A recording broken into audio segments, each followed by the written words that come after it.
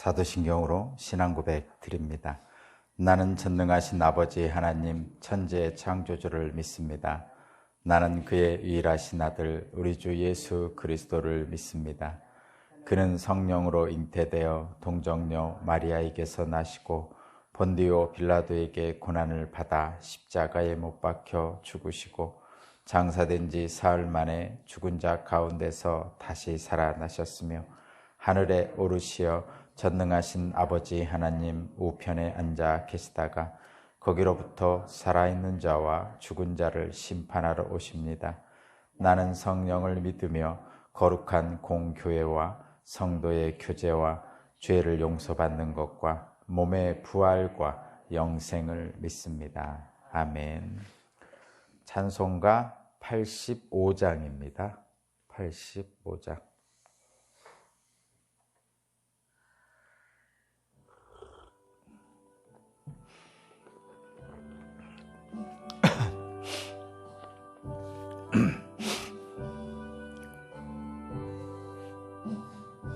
주를 생각 안 해도 이렇게 좋거든.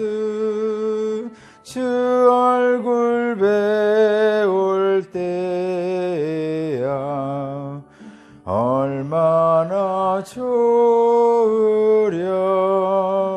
만민의 구주 예수의 귀하신 이름은 천지에 있는 이름 중 비할 데 없도다.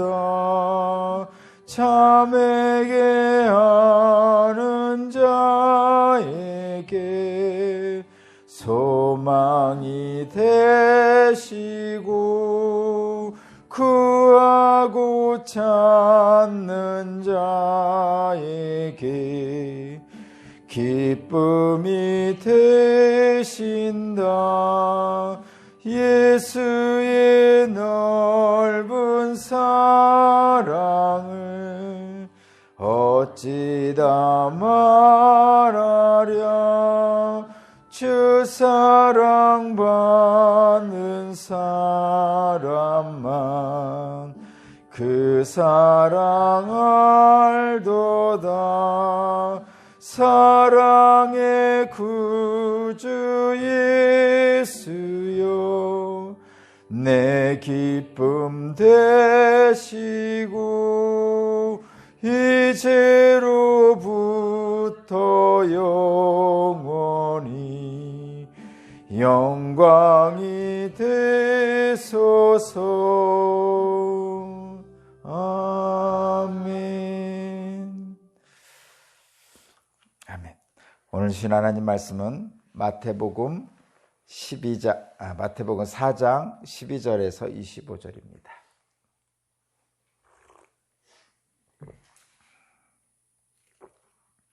마태복음 4장 12절에서 25절까지 말씀을 제가 봉독하겠습니다. 예수께서 요한이 잡혔다고 하는 말을 들으시고 갈릴리로 돌아가셨다. 그리고 그는 나사렛을 떠나 스불론과 납달리 지역 바닷가에 있는 가버나움으로 가서 사셨다. 이것이 예언자 이사야를 시켜서 하신 말씀을 이루시려는 것이었다. 스불론 땅과 납달리 땅, 요단강 건너편, 바다로 가는 길목, 이방 사람들의 갈릴리. 어둠에 앉아있는 백성이 큰 빛을 보았고 그늘진 죽음의 땅에 앉은 사람들에게 빛이 비치었다. 그때부터 예수께서는 회개하여라, 하나님 나라가 가까이 왔다 하고 선포하기 시작하셨다. 예수께서 갈릴리 바닷가를 걸어가시다가 두 형제 베드로라는 시몬과 그와 형제가 아닌 안드레가 그물을 던지고 있는 것을 보셨다. 그들은 어부였다. 예수께서 그들에게 말씀하셨다. 나를 따라오너라. 나는 너희를 사람을 낚는 어부로 삼겠다. 그들은 곧 그물을 버리고 예수를 따라갔다. 거기에서 조금 더 가시다가 예수께서 다른 두 형제 곧 세베대의 아들 야고보와 그의 동생 요한을 보셨다. 그들은 아버지 세베대와 함께 배에서 그물을 깃고 있었다. 예수께서 그들을 부르셨다. 그들은 곧 배와 자기들의 아버지를 놓아두고 예수를 따라갔다. 예수께서 온 갈릴리를 두루 다니시면서 그들의 회당에서 가르치며 하늘나라의 복음을 선포하며 백성들 가운데서 모든 질병과 아픔을 고쳐주셨다. 예수의 소문이 온 시리아에 퍼졌다. 그리하여 사람들이 갖가지 질병과 고통을 앓는 모든 환자들과 귀신 들린 사람들과 간질병 환자들과 중풍병 환자들을 예수께로 데리고 왔다. 예수께서는 그들을 고쳐주셨다. 그리하여 갈릴리와 데가볼리와 예루살렘과 유대와 요단강 건너편으로부터 많은 무리가 예수를 따라왔다. 아멘.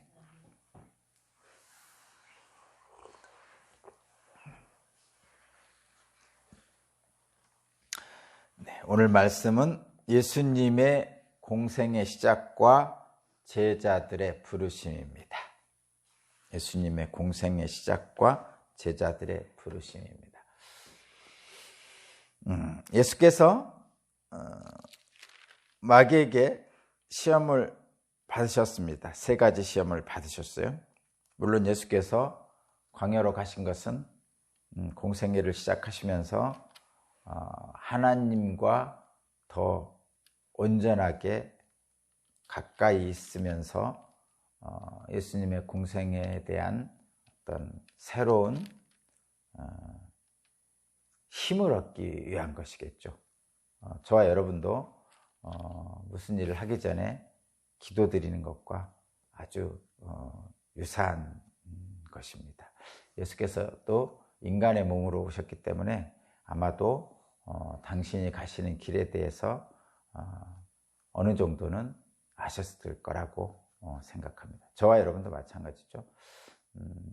뭔가를 시작할 때, 학생들이라면 새 학기를 시작할 때, 청년들이 새로 취업을 해서 직장에서 새로 시작할 때, 또 여러 가지 일들을 새로 시작할 때, 그때 기도하는 것이 우리 기독교인들의 기본적인 것인데, 아마도 예수께서 행하신 그 길도 그런 것 같고, 또 그 예수께서 행하신 것처럼 저와 여러분도 시작하기 전에 하나님의 인도하심을 구하는 것이죠. 하루의 시작을 하나님의 말씀을 읽고 시작하는 것도 마찬가지입니다. 새벽 기도도 그런 의미가 좀 있습니다. 예수께서 광야에서 금식하시면서 기도하시면서 앞으로 닥칠 많은 세상의 유혹들, 악마로 대표되는 세상의 유혹들을 3가지를 이기셨죠. 그 힘으로 예수님의 공생애는 시작됩니다. 그렇게 시험을 이기신 예수께서 갈릴리로 가셔서 시작하십니다. 하나님 나라를 선포하고 복음을 전하십니다. 갈릴리로 가셔서 하셨다는 의미는 오늘 본문에서 나오듯이 성경에서 예언하신 것이죠. 갈릴리 지역에 있는 많은 고통을 당하는 사람들, 죽음의 땅에 앉아있는 사람들과 같은 사람들에게 빛이 되어주실 것이라는 예언이 성취되는 것입니다. 여기서 나오는 이 가버나움으로 가셨다고 13절에 나오는데, 가버나움은 가보면 그가 원래 베드로의 집이죠. 원래 베드로의 집이 아니고 베드로의 장모의 집입니다. 거기에서 한참 동안 유하셨죠. 아마도 가버나움이 예수와 제자들의 어떤 복음 전도의 어떤 본부, 본거지가 아니었을까, 그렇게 생각을 합니다. 가버나움을 가보면 지금 거기에 이제 그런 기념관도 있고 그렇습니다.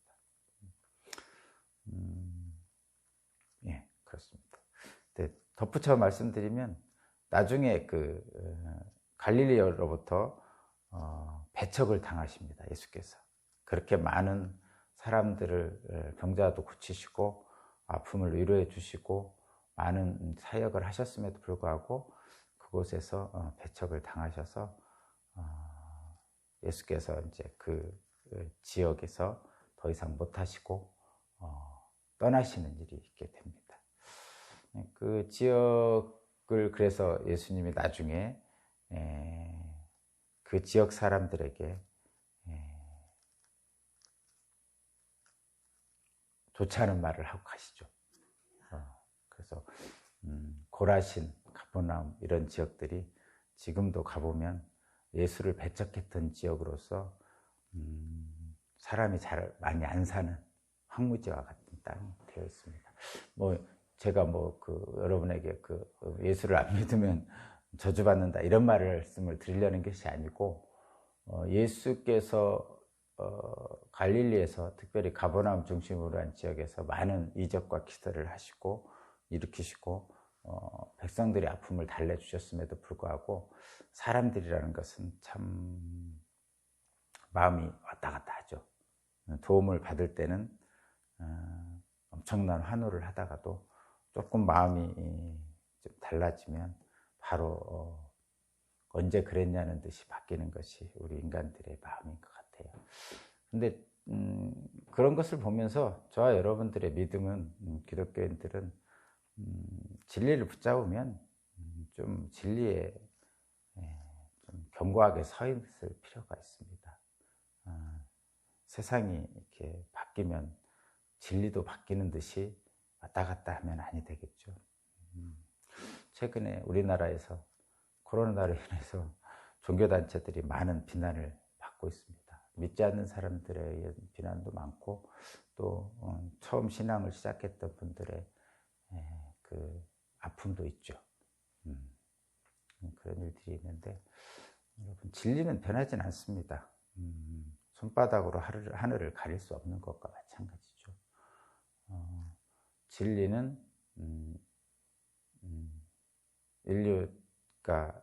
인류를 창조하신 이후에 예수님이 오신 이유도 그렇고 영원합니다. 그러나 진리에 따라서 살지 못하는 인간들이 문제인 것이지, 하나님의 진리는 영원하시죠. 그 진리에 따라 살지 못하는 인간들의 모습 때문에 하나님의 영광을 가리는 일이 세상 속에는 있습니다.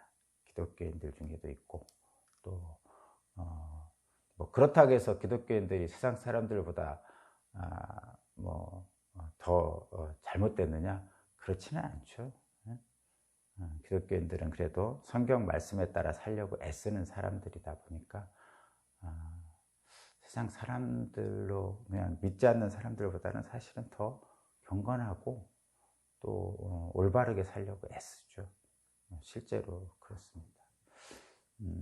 비록 기독교인들이라고 하지만 그들 내부에 또 다른 말씀에 대한 왜곡과 또는 오용, 이런 일들이 좀 있는 일들이 있어서 세상 사람들에게 어떤 손가락질을 받는 일도 있지만, 실제로는 그 진리에서 벗어나지 않는다면 인간에게는 가장 좋은 것으로 하나님께 주신 것으로 믿습니다. 가슴 아픈 일이 많이 있지만 믿음으로 견고하게 붙드시면 저와 여러분에게 주시는 하나님의 은총이 복되게 임할 줄로 믿습니다. 예수께서 그렇게 하십니다. 고통받는 백성들에게 빛이 되어 주시는 것이죠. 지금도 사실은 마찬가지입니다. 예수님의 공생애가 그렇게 시작되는데, 공생의 시작을 하시면서 회개하라, 하나님 나라 가까웠다는 말씀을 선포하시면서 복음을 선포하시는데 제자들을 부르십니다. 예수님 혼자 하시지 않으시고 제자를 부르시죠. 오늘 본문을 보니까 18절을 보니까 바닷가에서 그물을 던지고 있는 베드로와 그의 형제 안드레를 부르셨고요. 그 다음에 또 조금 가시다가 그물을 깃고 있는 야고보와 그의 형제 요한을 부르셨습니다. 그래서 지금 베드로, 안드레, 야고보, 요한을 부르시는 장면이 나타나고 있죠. 그렇습니다. 그리고 그들과 함께 23절 밑에를 보면 그들과 함께 복음을 선포하고 백성들의 아픔을 고쳐주신다. 이렇게 말씀하고 있죠. 그렇게 하니까 주변에 있는 많은 지역들 사람들이 예수에 대한 소문을 듣게 되고 예수님께 많은 사람들이 찾아와서 예수로부터 아픔과 질병과 그리고 영혼 구원을, 아픔과 질병을 치유받고 영혼 구원을 받는 일들이 일어났다. 이렇게 표현하고 있습니다.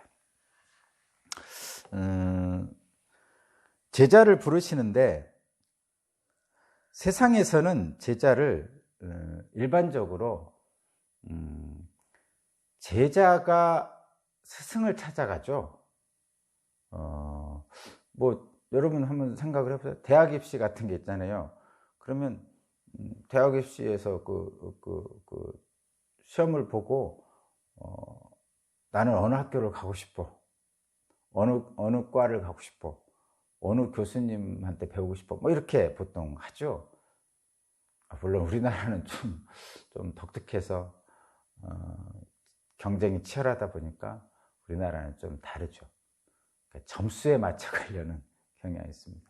점수에 맞춰서 학교를 선택하고 어느 지역을 선택하고 학교를 선택하고 점수에 맞춰서 또 과를 선택하는 그런 어떤 잘못된 경우가 종종 있지만 실제로는 현실적으로 보면 보통 그 제자들이 자기의 목적에 자기가 배우고 싶은 것, 자기가 배우고 싶은 목적에 합당한 그 스승을 찾아가죠. 그렇게 합니다. 그것이 세상의 일반적인 겁니다. 대표적인 게 대학원이죠. 대학원 같은 경우는 내가 어떤 그 대학원 교수님한테 배우고 싶다 그러면 그 대학원을 진학을 하죠. 그래서 석사 과정이나 박사 과정을 하게 되어 있습니다. 그런 것처럼 일반적으로 세상은 제자가 스승을 찾아갑니다. 그런데 오늘 본문을 보면 예수님은 제자를 부르실 때 찾아가시는 거죠. 거꾸로 세상과는 좀 다르죠. 예수께서 제자를 찾아가시죠. 그리고 전혀 아무 생각도 없는 어부들, 그러니까 생업에 종사하고 있는 고기 잡는 어부들 4명을 부르시는 장면이 나타납니다. 예수님은 스승으로서 제자를 찾습니다. 그러면 이 차이는 뭘까요? 제자가 스승을 찾는 것과 스승이 제자를 찾는 장면, 무슨 차이가 있습니까? 일반적으로 그렇죠. 제자가 스승을 찾는 것은 제자 스스로 자기의 제자인 자기의 목적을 이루는데 어떤 스승의 도움을 받아 이룰까 해서 제자는 스승을 찾아가죠. 그러면 예수님은 왜 제자를 찾습니까? 예수님이 이루실 목적을 어떤 제자와 함께 할까라고 해서 예수님이 제자를 찾으신 거죠. 지금 보면 결과적으로 제자들은, 그러니까 세상은 제자가 스승을 찾을 때는 제자의 목적을 이루기 위한 거죠. 그런데 예수님이 제자를 찾아가시는 것은 예수님의 목적을 이루시기 위한 거죠. 자, 다르죠? 다릅니다. 예수님이 제자를 찾으시는 것은 예수님의 목적을 이루시기 위한 겁니다. 그래서 스승인 예수님을 목적을 이루기 위해서 예수께서 제자들을 부르시는데, 그런데 제자들이 따라옵니까? 여기에는 오늘 본문을 보면 제자들은 따라옵니다. 그러니까 부르시자 곧 따라왔다 이렇게 표현하죠. 이유는 뭐냐면 예수님의 부르심에는 저항할 수 없는 권위가 있기 때문에. 하나님의 권위가 있겠죠. 왜 그런 거 있잖아요. 나를 따라라 예수님께서 그러셨어요. 그러면 그 부르심을 딱 받은 사람은 뭔지는 모르지만 성령의 역사가 있는지는 모르겠어요. 어떻게 역사하시는지 모르지만 예수님의 부르심의 그 권위에 거부할 수 없는 그런 걸 느끼게 됩니다. 마리아가 수태 고지를 받을 때 거부할 수 없는 권위에 순종했죠. 요셉도 천사의 말에 순종했죠.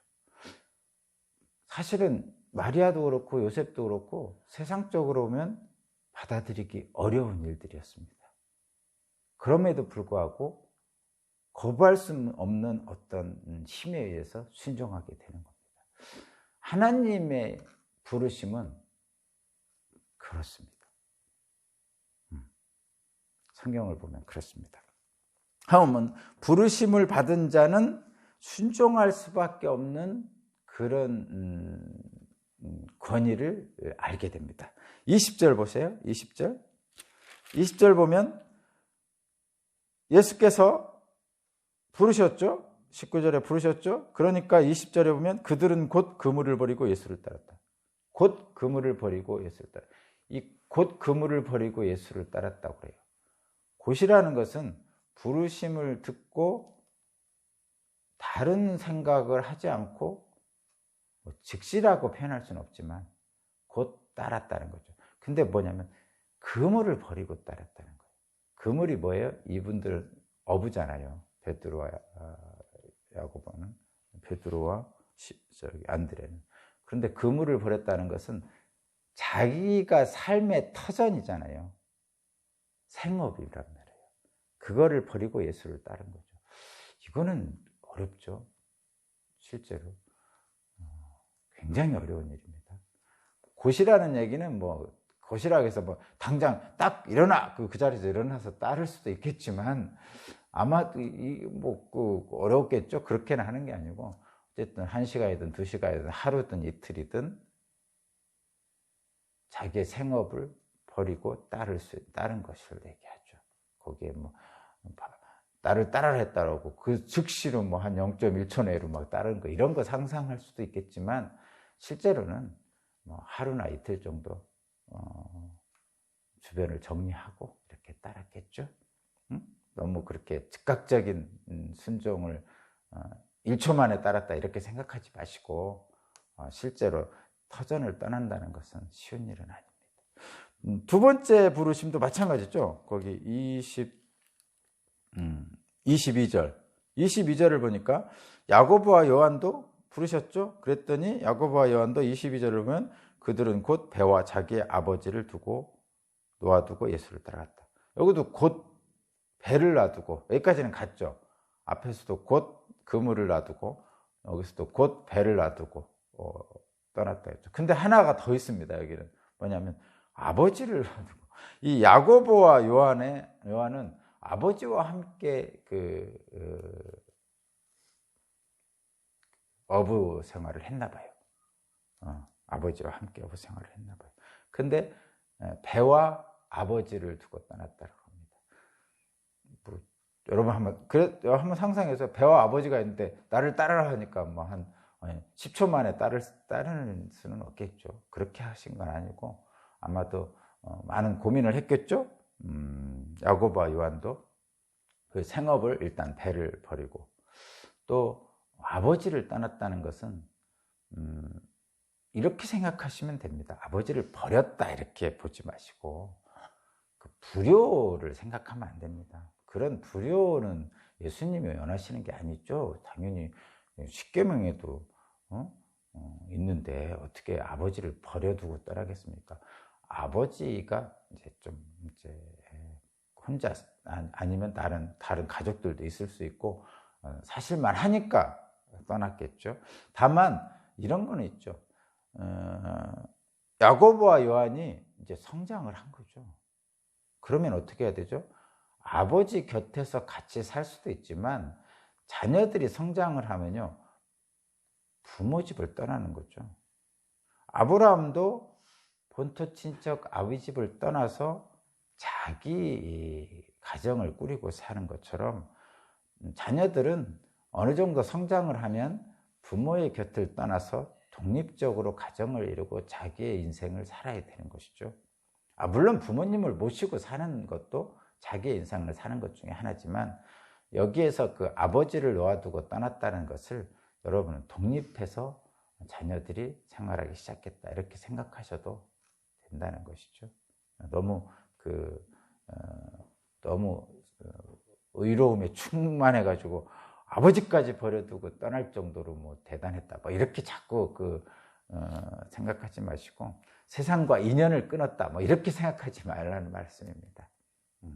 어쨌든 예수께서 베드로와 형제 안드레, 그리고 야고보와 요한을 부르실 때 그랬다는 거예요.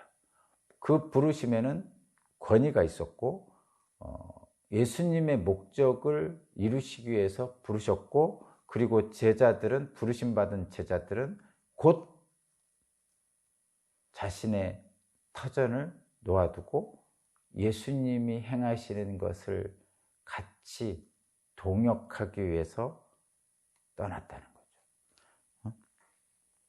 그래서 부름을 받은 자는 부르신 자의 목적을 위해서 일하게 됩니다. 예수의 부르심은 그런 부르심이죠. 그것은 복음을 전하여 사람들의 아픔을 위로하고 영혼을 구원하는 일이죠. 그래서 예수께서 그렇게 표현하고 계시죠. 19절에서 예수의 목적, 부르신 목적을 지금 말씀하시는 거예요. 19절, 예수께서 그들에게 말씀하셨다. 나를 따라오너라. 나는 너희를 사람을 낚는 어부로 삼겠다. 지금 예수께서 제자들을 부르시는 목적을 말씀하시는 거예요. 지금 야고보나 요한이나 베드로는 지금 물고기를 낚는 어부입니다. 물고기를 낚는 어부를 다른 면으로 비유를 해가지고 뭐라고 표현하냐? 사람을 낚는 어부로, 영혼을 구하는 어부로 만들게, 그 일에 같이 하자, 이렇게 하시는 것이죠. 그것이 복음을 전하는 일이죠. 근데 여기서 우리 하나 더 보면, 도대체 복음을 전하여 영혼을 구원한다는 것이 뭡니까? 복음을 전하여 영혼을 구원한다는 것이 뭡니까? 이게 영혼이라고 얘기하니까 그런데, 여러분, 영혼을 구원한다 했다. 이 영혼은요, 이렇게 생각하시면 됩니다. 괜히 이렇게 우리 영혼 몸에서 영혼 자꾸 그렇게 생각하면 안 되고, 인간의 본질을 회복한다, 이렇게 보시면 됩니다. 구원받는다는 것은 뭐냐? 하나님의 형상을 닮은, 하나님이 창조한 목적에 합당한 인간의 모습으로 돌아온다고 보시면 되죠. 구원받는다, 물론 구원받는 분들은 죽어서 천국 가는 것도 있습니다. 그것을 부정하는 것이 결코 아닙니다. 그러나 저와 여러분들은 죽어서 천국은 당연히 가는 것이고, 그거는 하나님이 하실 일이잖아요. 예수께서 죽어서 부활하신 것은 하나님이 하신 거잖아요. 마찬가지로 우리도 마찬가지예요. 우리도 죽어서 하나님께로 가는 것은 하나님이 하실 일이고, 그러나 예수께서는 죽기 전에 예수께서 하신 일을 하셨잖아요. 십자가에 죽기 전에. 그럼 저와 여러분도 죽기 전에 이 땅에서 예수가 가신 길을 따라 살아야 될 거 아니에요. 그러니까 죽은 다음에는 하나님께서 예수를 부활시키신 것처럼 저와 여러분들을 천국을 인도하실 겁니다. 근데 그것은 하나님이 하실 일이니까 우리가 이 땅에서 행할 일들은 우리가 해야 된다는 것이죠. 그러면 영혼을 구원받는다는 것은 뭐냐? 내 자신이 일단 영혼이 구원받아야 돼요. 하나님의 형상을 닮은 자로서 사람답게 살아야 됩니다. 그렇죠? 그렇게 살 때, 하나님의 창조의 목적대로 살 때 가장 복되고 아름답게 살 수 있는 것이죠. 그거 부정할 수 없는 것이죠. 그렇게 살아야 되는 거죠. 그리고 뿐만 아니라 하나님의 부르심을 받은 저와 여러분들은 예수 그리스도의 부르심을 받은 제자들이잖아요. 그럼 제자들은 어떻게 하냐? 하나님의 부르심 받은 자로서 살면서 다른 사람들, 다른 영혼들도 내가 구원받은 것처럼 구원받을 수 있도록 애를 써야 된다는 것이죠. 그것이 제자고, 제자로서의 부름받은 저와 여러분들의 사명입니다. 이런 거 있죠. 어떻게 구원받습니까? 저는 이제 제 경우를 이렇게 살펴보면 그렇습니다. 성경을 읽게 되죠. 성경을 알게 됩니다. 목사님 설교를 통해서 알 수도 있고, 뭐 속회 예배를 통해서도 알 수 있고 다양한 방식으로 성경의 내용을 알게 됩니다. 그렇게 성경을 읽으면 읽을수록 맨 먼저 저 같은 경우는 맨 먼저 무엇을 느끼냐면 성경을 읽으면 읽을수록 처음에는 뭐 놀랍네 성경이 모세를 통해서 뭐 홍해도 가르고 뭐 예수님 병자 문둥병자도 고치고 뭐 바다 위도 걸으셨다네 이런 얘기에 놀래고 그렇습니다. 근데 나중에 읽으면 읽을수록 뭐를 느끼냐면 나는 어쩔 수 없는 죄인이구나 이거를 듣게 됩니다. 성경을 읽으면 읽을수록 내가 점점 더 죄인임을 알게 되는 거죠. 그래서 어떻게 하냐면 내가 죄인임을 알게 되니까 점점 더 하나님을 붙들게 됩니다. 하나님을 붙들 수밖에 없구나 나는 내 죄를 알게 됨으로써. 그러다 보면 하나님을 붙들려고 애쓰다 보면 어느 순간에 하나님이 은혜를 주시더라고요. 은혜를 주십니다. 그러면 어느 순간에 내 영혼이 구원받고 있다는 것을 느끼는 거죠. 그것을 거듭났다고 그러죠. 거듭났다고 그럽니다. 그렇게 거듭난 사람은 그래서 그 하나님의 영혼의 구원을 받음으로써 변화를 갖게 되죠. 물론 지금까지 살아온 것들이 확 바뀌질 않습니다. 이렇게 지금까지 인간들이 습관적으로 행했던 모든 것들이 그냥 확 바뀌지 않습니다. 교회 다니면서 확 술 끊는 분도 있는데 이게 쉽게 끊어지지 않잖아요. 그래서 확 끊는 게 아니고 나 오늘부터 안 먹어 교회 다니까 그러고 술 딱 끊는 사람도 있지만 대부분은 그렇게 못하죠. 점점 차근차근 뭔가 모르지만 변화되는 것들을 느끼게 됩니다. 거듭난 사람은 그래서 점점 옛사람을 버리고 새사람으로 변화되는 거죠. 그게 신앙의 연수가 지나가면서 그것이 자연스럽게 몸에 체득되는 그런 일들이 있죠. 그렇습니다. 그것이 이제 구원받는 사람들, 영혼의 구원받는 것들을 느끼는 겁니다. 자, 그러면 이제 결론 짓겠습니다. 오늘 본문은 예수께서 공생애를 시작하시면서 제자를 부르시는데 예수께서 제자를 부르셨다는 것은 저와 여러분들을 부르시는 건데 본래 하나님이신 예수께서 이 땅에 오셔서 하나님의 목적, 예수님의 목적을 이루기 위해서 제자들을 부르시는데 여기에 놀라운 은총이 있는 것이죠. 하나님은 스스로 모든 것을 하실 수 있음에도 불구하고 그 일을 하심에 저와 여러분과 함께 하시기를 원하시는 거죠. 이렇게 표현하죠. 우리 없이 세상을 창조하신 하나님께서 우리와 함께 세상을 경영하시기를 원하시는 거죠.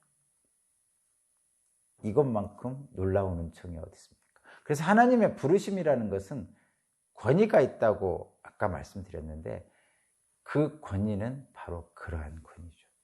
하나님의 일을 저와 여러분들이 동참하게 되는 겁니다. 그것이 제자들의 부르심을 받은 제자들의 길이고 그것을 제자도라고 말씀합니다. 영혼 구원은 인간의 능력으로는 행할 수 없는 겁니다. 예수를 믿고 따르는 그 길로만 가능한 겁니다. 예수님을 따라가는 길로. 그러면 그 길이 어떤 겁니까? 예수님이 행하신 것을 보면 알 수 있습니다. 예수님은 예수님 자신의 일을 행하지 않으셨죠. 완벽하게 하나님의 뜻에 순종하여 행하셨죠. 마찬가지로 제자는 그럼 어떻게 해야 됩니까? 하나님의 뜻을 온전하게 겸손하게 순종하셨던 예수님의 그 길을 저와 여러분도 가는 겁니다. 그래서 순종만이 영혼 구원의 역사를 이룬다고 하는 거예요. 예수님이 순종하시듯이. 그러니까 이것은 저와 여러분들이 어떤 잘 알지도 못하면서 맹목적으로 순종하는 것과는 다르죠. 예수께서 하나님의 권위에 순종해서 행하신 것은 맹목적인 순종이 아닙니다. 거기에는 진리에 합당한 순종이죠. 그래서 저와 여러분도 제자로 부르심을 받았기에 예수께서 행하시는 그 길로 갈 수 있고요. 그 길로 갈 때 성령께서 함께 도와주십니다. 오늘도 제자의 길을 온전하게 가시는 저와 여러분이 되기를 바랍니다. 기도드립니다. 하나님 감사합니다. 주님의 부르심으로 새롭게 된 우리를 보면서 주님께 감사와 찬양과 영광을 올립니다. 오늘도 주님의 부르심에 합당한 일을 행하며 영혼 구원에 앞장서겠습니다. 주님의 말씀대로 내가 먼저 사랑하고 내가 더 사랑하겠습니다. 오늘도 함께 하실 줄로 믿습니다. 예수 그리스도 이름으로 기도합니다.